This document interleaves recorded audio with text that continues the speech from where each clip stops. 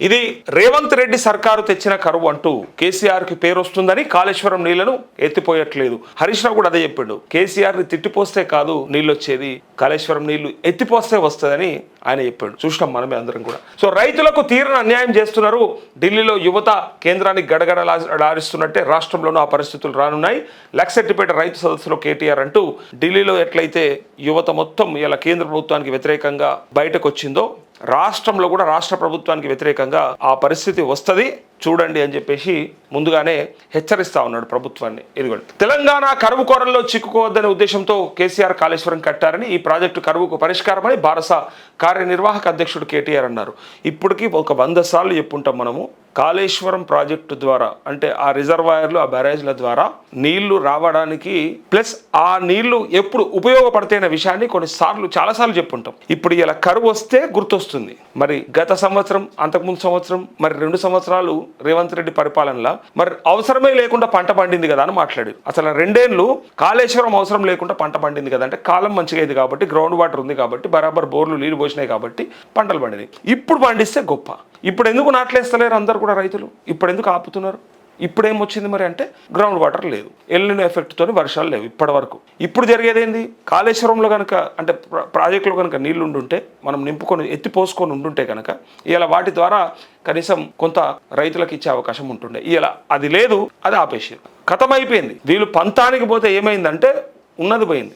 ఇలా అన్న వస్త్రాని కోసం పోతే ఉన్న వస్త్రం పోయిందని ఒక సామెత ఉన్నట్టు ఇలా ఖతమైపోయింది. మనకి కేసీఆర్ మీద ఉన్నటువంటి కోపంతో ప్రాజెక్ట్ ఎందుకు నింపాలని చెప్పి, ఆ రిజర్వాయర్లు ఎందుకు నింపాలని చెప్పి ఆలోచిస్తే ఇలా కరువు వచ్చింది. ఈ కరువుకి మరి బాధ్యుడు ఎవరు? ఈ కరువును మరి ఎవరు గట్టెక్కిస్తారు? ఇప్పుడు పంట పండించి చూపెట్టాలి. ఉత్తమ్ కుమార్ రెడ్డి చెప్తాడు కదా, ఉత్తర కుమార ప్రగల్భాలు వలుకుతాడు కదా ఆయన, రేవంత్ రెడ్డి, తుమ్మల నాగేశ్వరరావు, ఆ ప్రాజెక్టు ఖరాబ్ అయింది, కూలిపోయింది, కూలేశ్వరం అయింది, పనికిరాంది అన్నారు కదా. ఈ రోజు ఈ కరువులో మరి రైతులకు నీళ్ళు ఎట్లు ఇస్తారో చెప్పండి, ఒక్కడనే చెప్పండి. రైతులకు నీళ్ళు ఇవ్వడం చేత కాదు. కేసీఆర్ మీద కోపంతో ప్రాజెక్టును పడబెట్టిరు. ఇటు రైతులు పొలాలు పడవ పెడితే, భూములు పడవ పెడితే, రేవంత్ రెడ్డి కాళేశ్వరం ప్రాజెక్ట్ని పడవ పెట్టిండు. అందుకోసానికి ఎలా కరువు వచ్చింది. ఇప్పుడు ఏమంటున్నారు? కరువు అనేది వస్తేనే ఉపయోగపడుతుంది కదా అని గతంలో 100 సార్లు చెప్తే ఎవ్వరికి అర్థం కాదు. అది విపరీతంగా వర్షాలు పడి బ్రహ్మాండంగా వరద నీరు వచ్చిన తర్వాత, మన నదులు బ్రహ్మాండంగా పారిన తర్వాత నీళ్ళు వస్తుంటే, గ్రౌండ్ వాటర్ పెరుగుతుంటే ఇంకా ఏం అక్కరా? అవసరం లేదు కదా. ఎప్పుడైతే మనకు నీళ్లు అవసరం పడతాయో, ఎప్పుడైతే మనకు కరువు వస్తుందో, ఎప్పుడైతే మన దగ్గర ఉండవో, స్టోరేజ్ అంత మంచిగా చెప్పారు, అది స్టోరేజ్ బ్యాంకుల లెక్క ఉపయోగపడితే అక్కడ నుంచి తీసి నీరు ఎత్తిపోసుకోవచ్చు. పోసుకునే నీళ్ళని రిజర్వాయర్లలో మనం అన్నిట్లలో నింపుకొని పెట్టుకుంటే వాటి నుంచి మనము నింపుకోవచ్చు అని చెప్పిన తర్వాత ఒకరికి అర్థం కాదు. ఎవరికి? కూలేశ్వరం అయింది, 1,00,000 కోట్లు ఖర్చు అని చెప్పినోడు, 1,000 కోట్ల కరెంటు బిల్లులు కట్టాలని చెప్పినోడికి ఒకరికి అర్థం కాదు. ఇదిగోండి, మంగళవారం మంచిర్యాల జిల్లా లక్సెట్టిపేట మండలం అంకత్పల్లిలో ఓ ఫంక్షన్ హాల్లో నిర్వహించిన రైతు సదస్సును ఆయన హాజరయ్యారు. అయితే ఈ ఏడాది మే 5న మంచిర్యాల జిల్లా గోడకూలి 4 రైతులు మృతి చెందగా బాధిత కుటుంబ సభ్యులకు 5 లక్షల చొప్పున ఆర్థిక సాయాన్ని అందించారు. ఈ సందర్భంగా కేటీఆర్ మాట్లాడారు. ధాన్యాన్ని అమ్ముకునేందుకు వచ్చిన 4 రైతులు చనిపోతే వారిని ఆదుకోవాలనే ధ్యాస ఈ ప్రభుత్వానికి లేదు. 4 రైతుల్లో కేవలం ఒక్కరికే రైతు బీమా ఇచ్చారు, మిగతా 3ని పట్టించుకోలేదు. మరి మిగతా 3కి రైతు బీమా ఎందుకు రాదు? 5 లక్షల రూపాయలు రావాలి కదా. ఒక్కడే ఎలిజిబులా? మరి మిగిలిన 3 పరిస్థితి? ఒకవేళ ఎలిజిబిలిటీ లేదనుకో, ఉంటే ఎందుకు రాలేదు? ఒకవేళ లేదనుకో, మరి ప్రభుత్వం ఏం ఆదుకున్నది? వాళ్ళు ఏడుకు వచ్చిండ్రు, ఎక్కడ పోయినరు? ప్రమాదమే కదా. ఇప్పుడు వచ్చిన కరువు కాంగ్రెస్ పార్టీ కావాలని తెచ్చిన కరువు, పుట్టెడు బాధలో ఉన్న కర్షకులపై రేవంత్ రెడ్డి సర్కారు బలవంతంగా రుద్దుతున్న కరువు. ఈ సర్కారు రైతుల విషయంలో అన్ని రకాలుగా నిర్లక్ష్యంగా వ్యవహరిస్తోంది. భారత ప్రభుత్వ హయాంలో రైతు బంధును పక్కాగా అమలు చేశాం, 73,000 కోట్లు ఇచ్చాం. ఈ సర్కారు గడిచిన 31 నెలల్లో ఇప్పటికే 4 సార్లు రైతు భరోసా ఎగ్గొట్టింది. కేసీఆర్ సీఎంగా ఉన్నప్పుడు రైతు ఒక ఫోన్ కొడితే పొలం వద్దకే దుకాణదారులు ఆటోలో ఎరువులు బస్తాను పంపేవారు. ఇప్పుడు షాప్లో ఉండే యూరియాను యాప్లో పెట్టిన కర్షకులకు అందడం లేదు. చూసినరా? మొత్తానికి ఈ కరువు మాత్రం రేవంత్ రెడ్డి తెచ్చిన కరువే తప్ప ఇలా ప్రకృతి వల్ల వచ్చినటువంటి కరువు అయితే కాదు. పరిపాలించేటోడు సక్కనోడైతే, పాలించేటోడు మంచోడైతే అన్ని బ్రహ్మాండంగా ఉంటుంటాయి. రైతులే చెప్పారు కదా చాలామంది, అసలోడు సక్క లేడన్నా ఆయనకే ఆలోచన లేదు. పైగా ఏమున్నదిలే, ఏమైనా సరే ఎంత నాశనం అయితే అంత మంచిదనేటువంటి మనస్తత్వం, స్వభావం కలిగినోడు కాబట్టి ఇలా ఈ సమస్య హిట్లర్ స్వభావము, నీరో చక్రవర్తిలాగా బిహేవ్ చేయడము ఇదంతా చూస్తుంటే అవసరం లేని వాటినన్నింటినీ రాష్ట్రం మీద రుద్దుతూ అవసరమైన వాటిని మాత్రం పక్కకు పెట్టాడు. దీన్ని గొప్ప అనుకుంటారు. ఇలా ఇప్పుడు ఇంకొక టాపిక్ ఉంది. మరి రాహుల్ గాంధీ దేశ యువత కోసం ఇలా ఢిల్లీలంతా గడగడలాడిస్తుండ అంటున్నారు కదా. మరి అదే పద్ధతిన రాష్ట్రంలో, మీరు పరిపాలిస్తున్నటువంటి రాష్ట్రంలో మరి ఇక్కడ యువత కూడా అదే పని చేస్తే మీరు ఏం సమాధానం చెప్తారు? ఇప్పుడు అదే నెక్స్ట్ టాపిక్ అదే ఉంది. తప్పకుండా ఇప్పుడు మీరు కరువుదేయడం కాదు, ఇంకా మీరు హామీలను కూడా మర్చిపోయి వాగ్దానాలను కూడా పొందబెట్టి ఆగం చేసారు చూడుర్రి. అదే క్వశ్చన్ మీకు వస్తే మీరు మరి ఏం సమాధానం చెప్తారనేది నెక్స్ట్ వార్త. ఇదిగోండి, కాంగ్రెస్ మెరుపు ధర్నా అంటూ రాహుల్ అదుపులోకి తీసుకుంటున్న సందర్భంగా ఆయన ముక్కు వద్ద అయిన గాయం అంటూ ఆయన ముక్కు వద్ద గాయమైంది. ఇది చూస్తే నాకు కొంత బాధ అనిపించింది. అరే ఎట్లాంటి కుటుంబం నుంచి వచ్చిండు, ఎంత సుఖపడే అవకాశం ఉన్నది. ముగ్గురు ప్రధానులను చూసినటువంటి కుటుంబం, వాళ్ళ తాత, వాళ్ళ నాయనమ్మ, ఇంకో తాత, ఆ కుటుంబం నుంచి ఆయనకి ఇదేం కర్మ, ఇదేం బాధ అని అనిపించింది. కానీ ఎప్పుడైతే మనిషి నలుగుతాడో, ఎప్పుడైతే మనిషి గాయాల పాలు అవుతాడో, ఎప్పుడైతే మనిషి చెక్కబడతాడో అప్పుడే శిల్పం అవుతాడు. ఆ శిల్పం అయ్యేది ఇగో ఇట్లనే స్టార్ట్ అవుతుంది. భారత్ జోడో యాత్ర రోజు కూడా అది చేసినటువంటి విధానం చూసినప్పుడు కూడా మనం ఇదే చెప్పినాం. తను చేసేటువంటి ప్రయత్నం కానీ, తను తీసుకున్నటువంటి నిర్ణయం కానీ బ్రహ్మాండం. అయితే ఇక్కడ వచ్చినటువంటి ఇప్పుడు ఆక్షేపణీయం ఏంటంటే, ముచ్చట ఏంటంటే, ఈయన ఈ దేశంలో ఇట్లా అవుతుంది, అట్లా అవుతుంది, ఆగమైపోతుంది అని రాజ్యాంగం అని అదని ఇదని అన్ని చెప్తున్నాడు కదా.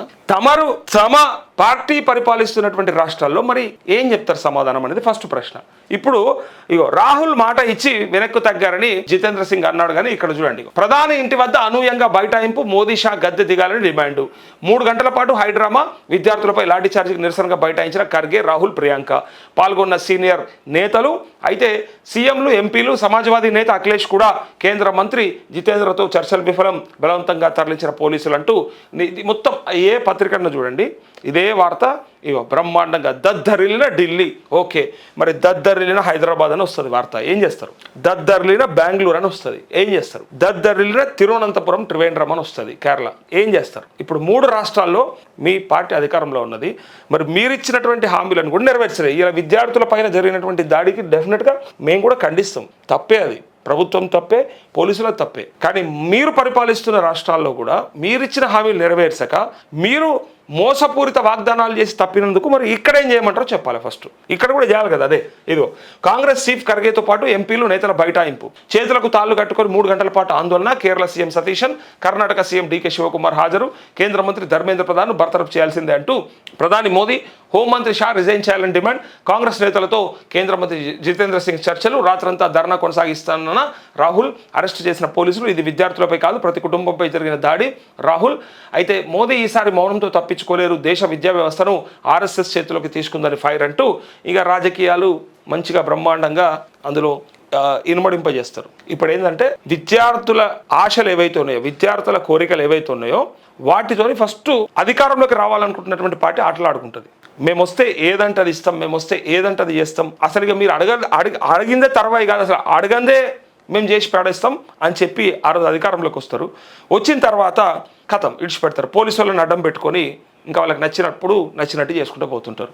దీన్ని మళ్ళా పాలకపక్షం వదిలేసింది కాబట్టి ఇక ప్రతిపక్షం పట్టుకుంటుంది, విపక్షాలు పట్టుకుంటాయి మళ్ళీ సేమ్ ఇదే విద్యార్థులని. మేము వస్తే అది చేస్తాం, మేము వస్తే ఇది చేస్తాం, మీకెందుకు, మేము రాగానే నోటిఫికేషన్లు ఇస్తాం, మేము రాగానే ఇన్ని ఉద్యోగాలు ఇస్తాం, మేము రాగానే భృతి ఇస్తాం, అది ఇది అని చెప్పేసి మళ్ళీ వీళ్ళని ఆకట్టుకునే ప్రయత్నం చేస్తాయి. నేను ఫస్ట్ నుంచి అంటున్న మాట ఏంటంటే, ఎప్పుడు కూడా యువకులైనా విద్యార్థులైనా ఈ పార్టీల ట్రాప్లలో పడకూడదు. ప్రయత్నం చేసుకోవాలి. మన గురించి మాట్లాడినంతో ఖచ్చితంగా మనం పోవాల్సిందే, తిరగాల్సిందే, మాట్లాడాల్సిందే. కానీ ట్రాప్లలో పడకూడదు. మళ్ళీ తీసుకుపోయి మళ్ళీ ఒకరిని గద్దె దించి ఇంకొకరిని ఎక్కిస్తే ఏదో చేస్తారనుకుంటే మరి చివరికి ఏమవుతుంది? మనం ఈ ఆటలనే ఉన్నాము, వాళ్ళు మనల్ని ఆడుకోవడానికి వాడుకుంటున్నారు. మనం వీళ్ళని దింపి వీళ్ళని ఎక్కిస్తున్నాం, మళ్ళీ వీళ్ళు నచ్చలేదని వీళ్ళని దింపి వీళ్ళని ఎక్కిస్తున్నాం. ఎటుపోతుంది మరి అన్న? దీనికి సొల్యూషన్ ఏంది? మరి రాజ్యాంగంలో హక్కు అయితే ఉంది కదా, పని కల్పించాల్సినటువంటి హక్కు అయితే ప్రభుత్వాలకు ఉంది కదా, బాధ్యత, పని కల్పించాల్సినటువంటి బాధ్యత రాజ్యాంగంలో పొందుపరచబడ్డది కదా. అట్లాంటప్పుడు అడిగే హక్కు మాకు లేదా అని చెప్పేసి ఇలా విద్యార్థులు కూడా, యువత కూడా అడుగుతారు. సో అందుకే ఇక్కడ ఇలా మనం చేసిందే మనకు వస్తుంది అన్నట్టు ఇవాళ మరి మీరు చేస్తున్న పని ఆయా రాష్ట్రాల్లో జరిగితే మరి మీరేం సమాధానం చెప్తారు? మరి ప్రియాంక గాంధీ గారు ఇక్కడ వచ్చి కూర్చుంటే మాకు చూడడానికి చాలా చూడముచ్చటగా ఉంది, బ్రహ్మాండంగా ఉంది, చాలా ఆనందంగా ఉంది. ఈ దేశ యువత కోసం ఇంత కష్టపడుతున్నారని చాలా సంతృప్తిగా ఉంది. కానీ మరి మా రాష్ట్ర యువత కోసం, మరి మా రాష్ట్రంలో తమరే సర్వనార్ స్టేడియంలోకి వచ్చి బ్రహ్మాండంగా విపరీతంగా వాగ్దానాలు ఇచ్చిపోతారు కదా. మరి మా రాష్ట్రంలో ఉన్నటువంటి విద్యార్థులు గారా, యువత కాదా? వాళ్ళకి మీరు ఇస్తా అన్న 2 లక్షల ఉద్యోగాలు ఇవ్వొద్దా? మీరు చెప్పినటువంటి 70,000 ఇచ్చినా కూడా 1,30,000 ఎక్కడ పోయినాయి? మరి ఇవాళ మేము కూడా అడుగుతాం కదా. మనం నీవు నేర్పిన విజయ నీరజాక్ష అని ఉట్టిగా రాలేదు అది.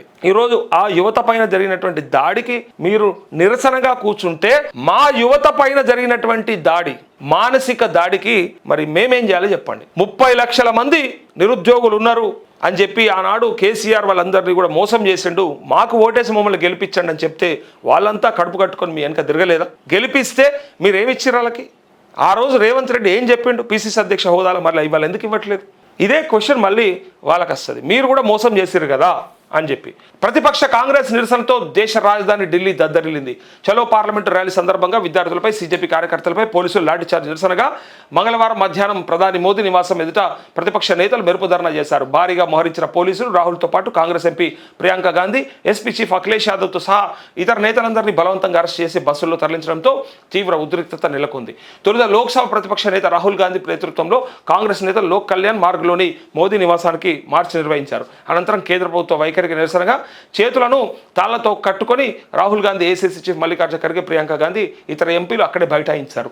ధర్నాలో కేరళ సీఎం వీడి సతీశన్, కర్ణాటక సీఎం డీకే శివకుమార్ కూడా పాల్గొన్నారు. మా సీఎం ఎక్కడ పోయిండు? మరి మా సీఎం కూడా ఉండాలి కదా. 2 రాష్ట్రాల ముఖ్యమంత్రులు ఉన్నప్పుడు మరి మా తెలంగాణ ముఖ్యమంత్రి ఎక్కడున్నాడు? అందుబాటులో ఎందుకు లేడు? ఎందుకు పోలేడు? మరి ఎందుకంటే కర్ణాటక అండ్ కేరళ ముఖ్యమంత్రులు ఉన్నప్పుడు ఈ రాష్ట్ర ముఖ్యమంత్రి ఉండాలి కదా. పోతే ఇలా ఉంటుండే. ఒకవేళ రేవంత్ రెడ్డి కనుక పోయి ఈ సభలో లేదా ఈ నిరసనలో పాల్గొంటే కనుక ఎట్టి పరిస్థితులలో విమర్శల పాలవుతుండే. ఇలా పొద్దున్నాక అదే వార్త అవుతుండే. మరి నువ్వేం బీకినవు, నువ్వేం కట్టలు కట్టినవు, నీతోనేమైంది అని ఇలా ప్రశ్నలు వచ్చేవి ప్రజల నుంచి. అందుకే పోలేడేమో మరి అని అనుకుంటా ఉన్నారు. ఇట్లా ఇగో సీజేపీ నిరసనలో గాయపడిన యువతి పరిస్థితి విషమం అంటూ రామ్ మనోహర్ లోహియా ఆసుపత్రి వైద్యులతో నడ్డా సమావేశం. బాధితురాల్ని పరామర్శించిన రాహుల్ గాంధీ, కేజ్రీవాల్ మా మద్దతుదారులందరికీ క్షమాపణలు చెప్తున్నా అని దీప్కే, ఎవరైతే అభిజిత్ దీప్కే ఉన్నాడో ఆయన చెప్తా ఉన్నాడు. రెండో రోజు కూడా అదే పట్టు. ప్రతిపక్షాల ఆందోళనతో స్తంభించిన పార్లమెంటు, నీట్ పేపర్ లీక్, పోలీసుల లాఠీచార్జ్పై చర్చకు డిమాండ్, విద్యార్థులపై జరిగిన క్రూరత్వంపై సమగ్ర చర్చ జరగాలని నినాదాలు, నిరసనలతో దద్దరిల్లిన లోక్సభ, రాజ్యసభ. ఇదంతా కూడా నిన్న జరిగినటువంటి ఇష్యూకి సంబంధించినటువంటి వార్త.